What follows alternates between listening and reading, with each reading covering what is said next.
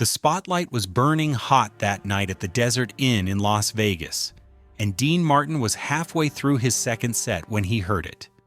Not the usual sounds of a Vegas audience, the clinking of glasses, the murmur of conversation, the occasional burst of laughter.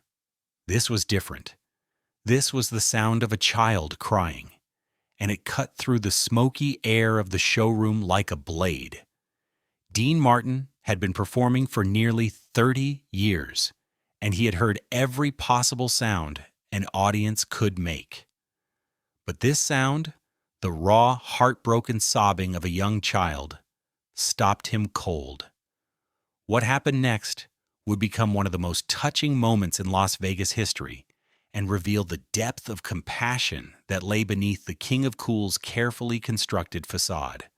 It was November 15th, 1974, and Dean Martin was in the middle of what had been billed as a comeback tour. After years of focusing primarily on his television variety show and occasional movie roles, Dean had returned to live performing with a renewed energy that surprised both his audiences and his management. The Desert Inn had been packed every night for 2 weeks, with fans flying in from across the country to see the legendary entertainer in his natural habitat. The audience that Friday night was typical for a Dean Martin show. High rollers occupied the front tables, their wives draped in diamonds and furs despite the Nevada heat. Business executives were entertaining clients, using Dean's performance as the centerpiece of elaborate expense account evenings. Tourists clutched cameras they weren't allowed to use, hoping to capture some piece of the magic to take home with them.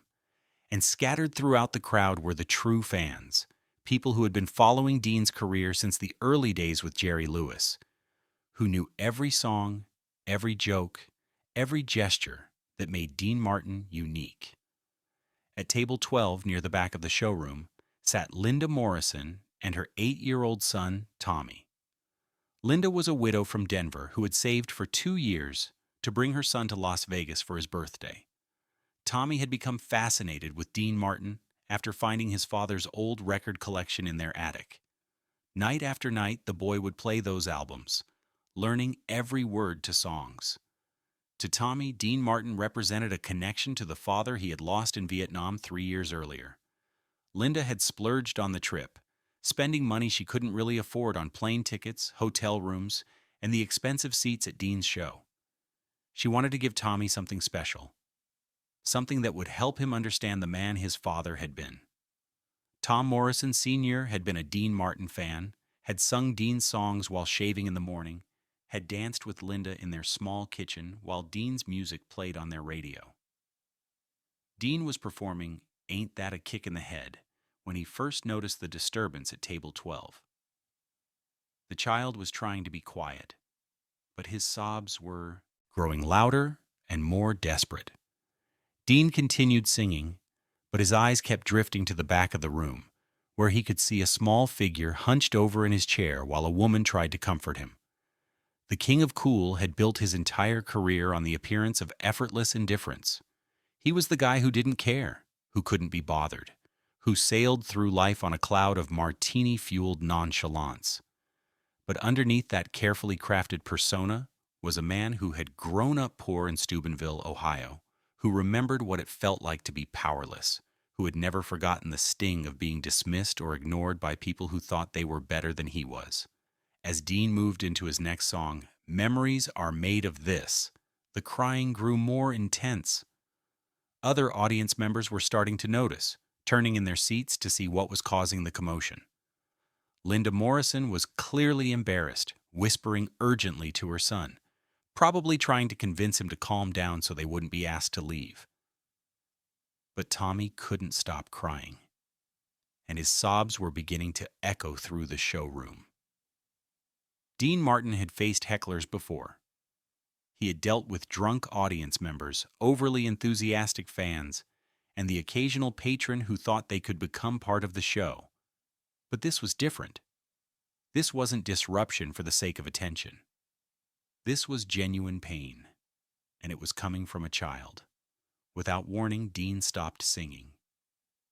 The band, confused, continued playing for a few bars before trailing off into silence. The showroom, which had been filled with the sounds of music and conversation, fell quiet. 300 people turned their attention to the stage, where Dean Martin stood perfectly still, his microphone in his hand, his eyes fixed on the back of the room. "Hold on there, folks," Dean said, his voice carrying easily through the silent showroom. "Seems like somebody back there's having a tough time tonight." Linda Morrison felt her face burn with embarrassment. This was exactly what she had been afraid of, exactly the kind of scene she had been trying to avoid. She started to gather her purse, preparing to take Tommy and leave the showroom before they were thrown out. But Dean Martin wasn't finished. "Son," Dean called out, his voice gentle but projecting clearly. "What's your name?" Tommy looked up through his tears, suddenly aware that the entire room was looking at him. His face was red and puffy, and he wiped his nose with the back of his hand before answering in a voice so quiet that Dean had to strain to hear it. "Tommy," the boy said. "Tommy what?" Dean asked, setting down his microphone and walking to the edge of the stage. "Tommy Morrison." Dean nodded, as if this was the most important information he had ever received. "Well, Tommy Morrison, why don't you tell me what's got you so upset? Maybe I can help." The showroom was completely silent now. Even the usually chattering cocktail waitresses had stopped moving, frozen in place by the unexpected turn the evening had taken. Linda Morrison looked around the room, seeing hundreds of faces turned toward her table, and felt a mixture of mortification and gratitude. Tommy took a shaky breath and stood up. His voice was still quiet, but in the absolute silence of the showroom, everyone could hear him clearly. "My daddy went to Vietnam and never came back," Tommy said, his words coming out in a rush. "Mommy says you sing like he did. She says he used to dance with her when your songs were on the radio. But I can't remember what he sounded like, and it makes me sad." The impact of those words hit the audience like a physical blow. This wasn't just a child having a tantrum or seeking attention. This was a little boy mourning a father he barely remembered, trying to connect with a man he had lost before he was old enough to really know him. Dean Martin felt something shift inside his chest. He had built his career on emotional distance, on never letting the audience see too much of the real man behind the performer. But standing there on that stage, looking at this heartbroken child, Dean felt his carefully constructed walls beginning to crumble. "Tommy," Dean said, and his voice was different now, softer and more vulnerable than it had been all evening. "How old are you, son?" "8, Tommy replied. "8 years old," Dean repeated, as if he was trying to process the information. "And you like my music?" Tommy nodded vigorously. "I have all of Daddy's records. I play them every night before I go to sleep. Mommy says it helps me remember him." Dean looked out at the audience, 300 strangers who had become unwitting witnesses to this moment of raw honesty. Then he looked back at Tommy Morrison, this 8-year-old boy who was carrying a grief too heavy for his small shoulders. "Tommy," Dean said, "I want you to do something for me. I want you to come up here on stage with me. Can you do that?" The boy looked at his mother, who nodded encouragingly, despite her own nervousness. Tommy walked slowly through the showroom, past tables full of elegantly dressed adults who watched him with expressions ranging from curiosity to genuine emotion. When he reached the stage, Dean knelt down and helped him climb up. Standing next to Dean Martin, Tommy looked impossibly small and vulnerable. Dean put his hand on the boy's shoulder and spoke directly to him, though his voice carried through the showroom. "Tommy, what was your daddy's favorite song? Do you remember?" Tommy thought for a moment, then said, "Everybody loves somebody." He used to sing it to Mommy when they danced in the kitchen. Dean nodded and walked over to his piano player. They had a brief, whispered conversation, and then Dean returned to Tommy. "I tell you what, son," Dean said, "I'm going to sing your daddy's favorite song, and I want you to help me. When I get to the chorus, you sing along, okay? Sing it loud so your daddy can hear you, wherever he is." What happened next was pure magic.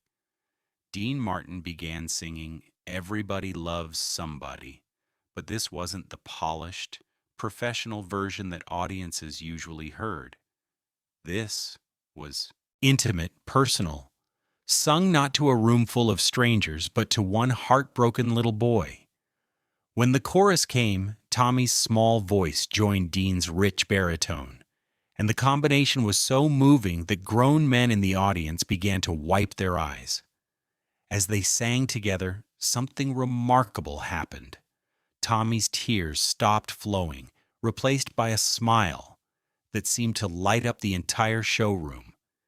He wasn't just singing a song, he was connecting with the memory of his father in a way that felt real and immediate.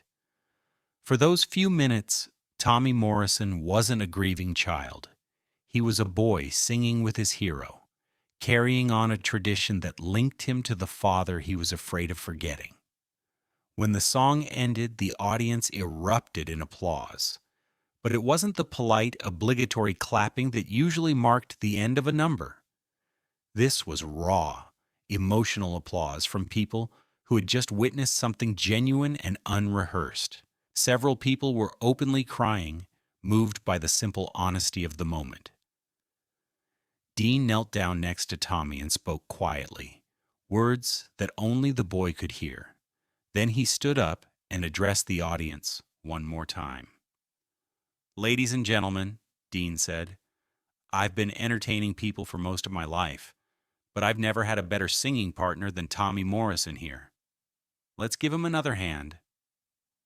The applause was even louder this time, and Tommy beamed with pride. Dean walked him back to his table, where Linda Morrison was crying tears of gratitude and amazement. "Mrs. Morrison," Dean said, "your boy is something special. His daddy would be proud." But Dean Martin wasn't finished. After the show, he had his manager arrange for Tommy and Linda to meet him backstage. He spent another hour with them, talking about music, about loss, about the importance of keeping memories alive. He gave Tommy a signed photograph and a copy of every album he had ever recorded. More importantly, Dean arranged for the hotel to comp their entire stay. When Linda protested that she couldn't accept such generosity, Dean waved away her concerns. "Your husband served his country," Dean said simply. "It's the least I can do." Tommy Morrison grew up to become a music teacher, inspired by that night in Las Vegas, when a legendary entertainer showed him that music could be a bridge between the living and the dead, between memory and hope. He often told his own students about the night Dean Martin stopped his show for a crying child and turned what could have been an embarrassing moment into something beautiful. Years later, when Dean Martin died on Christmas Day 1995, Tommy Morrison was among the thousands of people who sent flowers to his funeral. The card read simply, "Thank you for helping me remember my father. You will never be forgotten. Tommy Morrison, Denver, Colorado." That night at the Desert Inn revealed something that Dean Martin's audiences rarely saw, the genuine compassion that lay beneath his cool exterior. He had built his career on emotional distance, but when faced with a child's pain, he chose connection over performance, humanity over professionalism.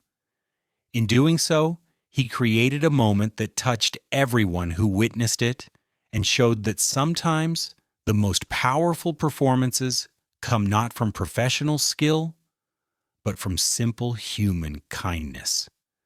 The King of Cool proved that night that true coolness isn't about indifference. It's about having the courage to care when it matters most.